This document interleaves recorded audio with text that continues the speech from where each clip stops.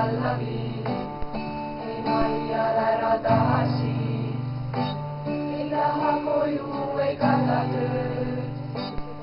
Tunnen süda siiapoole lööb.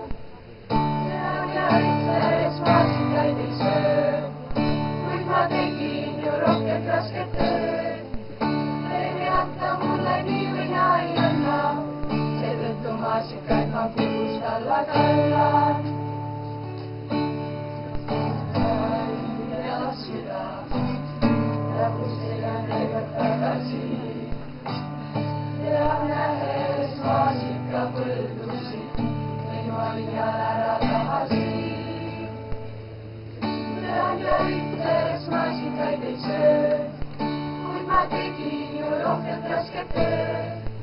Teen jätta mulle nii või naa ei anna, seetõttu maasikaid ma kuust alla kallan. Tean ja ütles maasikaid ei söö, kuid ma tegin ju rohkem rasket tööd.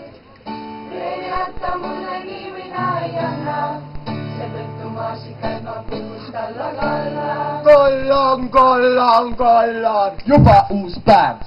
Jälle korjan marju, papa harjun, mina tahan marju. Kui mul töö ei käri, siis toetab kuri trussik. Ta ei kanna pükse, sest tal on jalas ju ainult sussi. Võtan maasika, asetan selle käega korvi. Enne lõunapausi juba jälle täitsin päeva normi. Näed sa tormi puhke aeg, söön ma atsi juures, kus magustoidud head ja suppi kausid suured.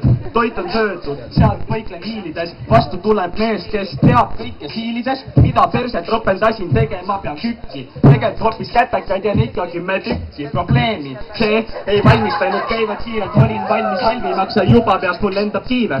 Jäin ma unne, aga unes nägin marju. Ärkasin siis üles ning ägisen ja karjun. Olen täitsa väsinud, tahaks magada ma eemal. Kui vaa ära rikun, on mul tagavara peenar. Võtsin selle riski, panin siiski silma kinni. Juba keegi karjub ära kaidle seal ringi. Sügavalt ma ohkan, täitsa ära kohkun. Peret ära korja, tule tutvu nüüd rohtu, mis toimub.